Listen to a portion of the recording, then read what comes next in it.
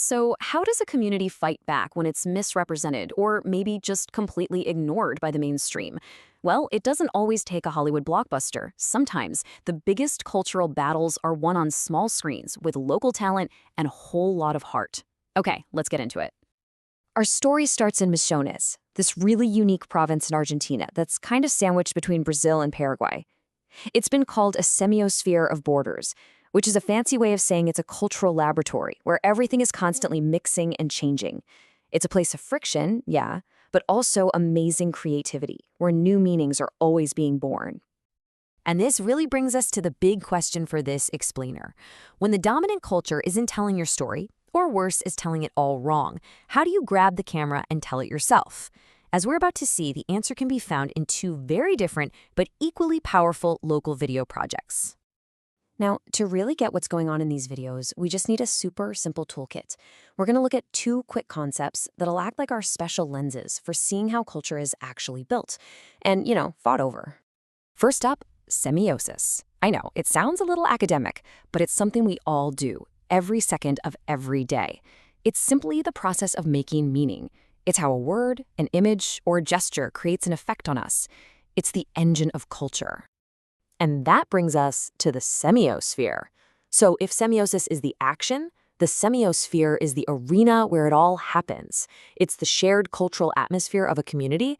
Think of it like the cultural air they breathe, filled with all their specific signs, symbols, and stories. All right, with our toolkit ready, let's look at our first answer to that big question. And this one, it is loud, it is colorful, and it's basically a party. This is the story of a music video called Barat. So get this incredibly vibrant video didn't actually start as a celebration. It started as a comeback to an insult. The artist, Katie Solom, she wins this major national drag competition, but right away gets hit with this criticism that her whole performance, her art was just too low budget. And this was the moment. This little exchange here, an attempt to dismiss her talent based purely on class. The word they used was barata, which translates to cheap. It was an insult meant to sting, meant to put her back in her place. But here is where it gets absolutely brilliant.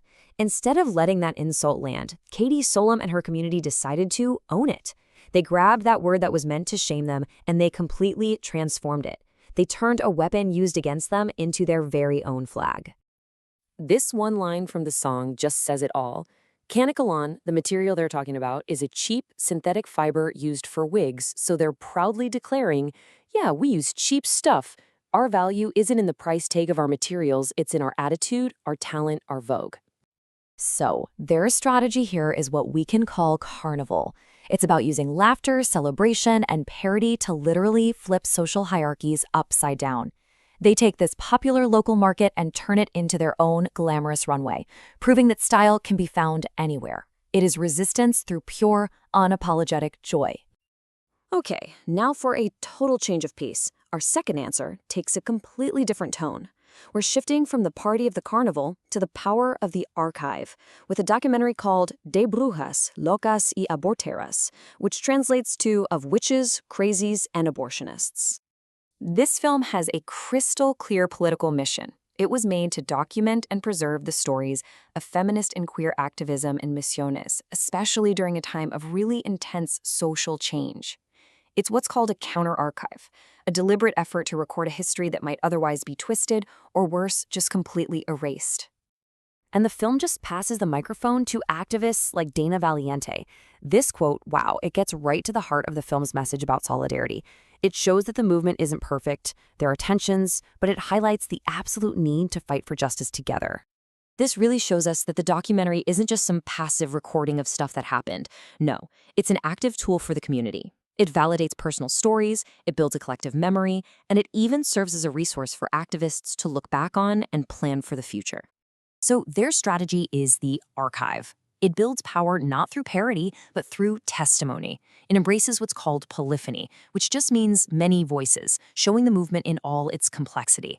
And it does all this with a deep respect for the people on screen, making sure their stories are told with real dignity. Okay, so we've got these two totally different videos, right? One is a vibrant carnival, the other is this sober, powerful archive. What happens when we put them side by side? What's the bigger story they're telling us? Well, this chart just lays it out so clearly. On one side, you've got Barata using parody and finding its power in laughter and celebration. And on the other, De Bruges uses testimony and finds its power in memory and solidarity. Two totally distinct strategies, two very different tones. But, and this is the key, despite all their differences, they are fighting for the exact same thing: the right for a community to define its own culture, on its own terms. They are both powerful bids for cultural self-determination. This quote sums up their impact perfectly. Now, emergent discourses. What does that really mean? It just means that these small, local videos are powerful new voices challenging the old, dominant way of seeing things. They are dispatches from the front lines in the ongoing battle for representation. And that leaves us with a final thought to chew on. Whether it's through carnival or archive, laughter or testimony, communities everywhere are finding ways to tell their own stories. So the question is, what's happening in your semiosphere? What stories are being told, and which ones are still waiting for their close-up?